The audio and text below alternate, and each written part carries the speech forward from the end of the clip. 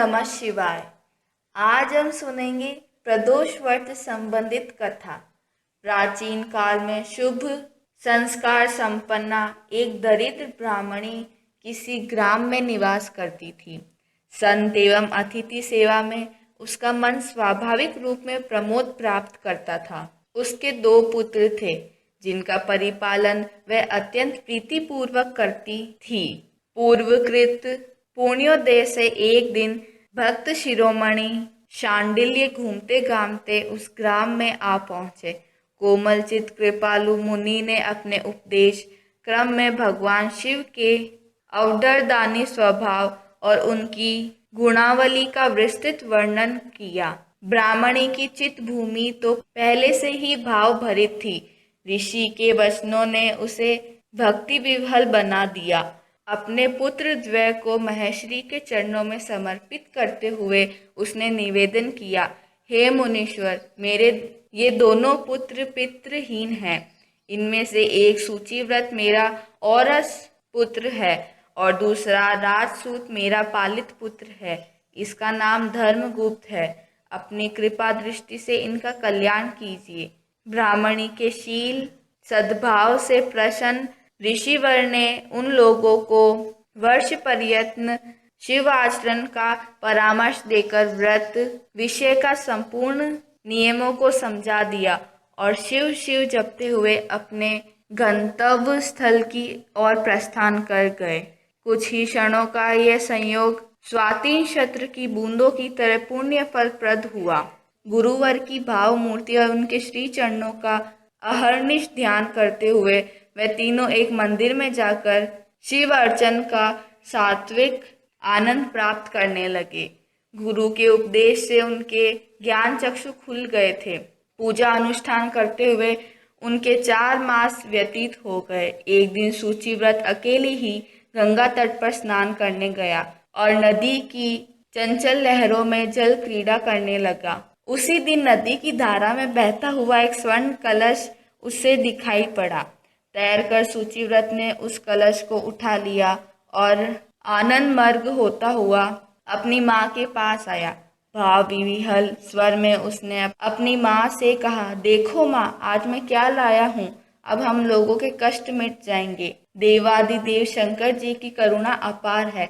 उस रत्न भरे कलश को देखकर ब्राह्मणी के हर्ष का ठिकाना नहीं रहा।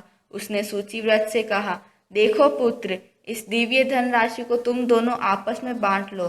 सूचिव्रत ने सहर्ष माता के आदेश को मान लिया, किंतु राजसूत ने माता से आग्रह किया, हे दयामयी माँ, भाई सूचिव्रत को यह धन उसके पुण्य परिपाकवश प्राप्त हुआ है, इसलिए इस धन पर उसका ही अधिकार है। मैं अपनी निर्धनता में ही संतुष्ट हूँ। शिव चरणानुराग से बढ़कर कोई संपत्ति नहीं है। माता ने भी जैसी तुम्हारी इच्छा कहकर उसके निश्चय में कोई बाधा नहीं डाली।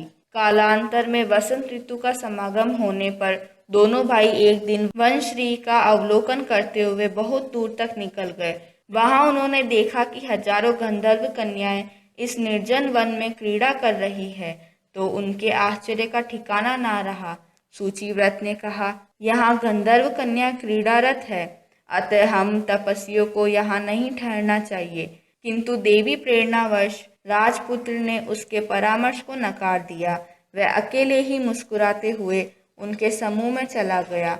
उस सुदर्शन राजसूत को देखकर गंधर्व कन्याओं को परम विस्मय हुआ।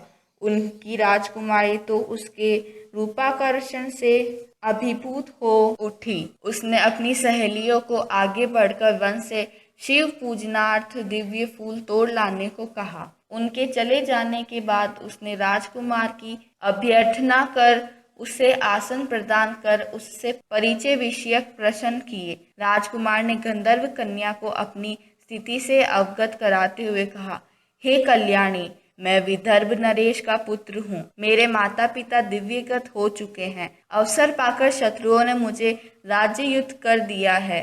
मैं जंगल में अपनी धर्मात्मा के साथ जीवन यापन कर रहा हूँ। संपूर्ण वृत्तांत जानकर गंधर्व राजकन्या प्रसन्न हो उठी और उसने उससे विवाह विषयक अपनी मनोअभिलाषा प्रकट करते हुए कहा, हे राजपुत्र, मैं विद्रविक नामक गंधर्व की पुत्री असुमति हूँ, मेरे चिंतन में आपकी छवि बस गई है, अतः मैं आपकी चिर संगिनी बनना चाहती हूँ।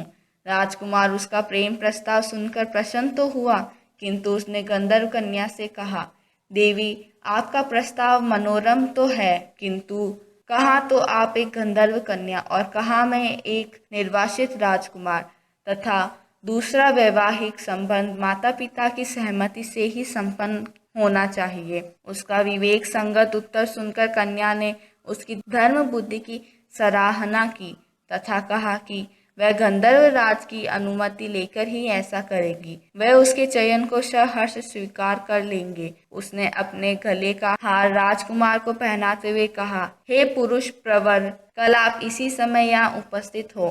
मैं पिताजी के साथ चली आऊंगी। दूसरे दिन सूचिव्रत, उसकी माँ तथा राजकुमार के वहां पहुंचने पर गंधर्व राज ने अपनी कन्या का पाणी ग्रहण कराते हुए राजकुमार से कहा, हे पुत्र, चिंता मत करो। भगवान शंकर ने मुझे तुम्हारी सहायता करने का आदेश देते हुए तुम्हारे बारे में सब कुछ बता दिया है। मैं सब प्रकार से तुम्हारी सहायता करूंगा।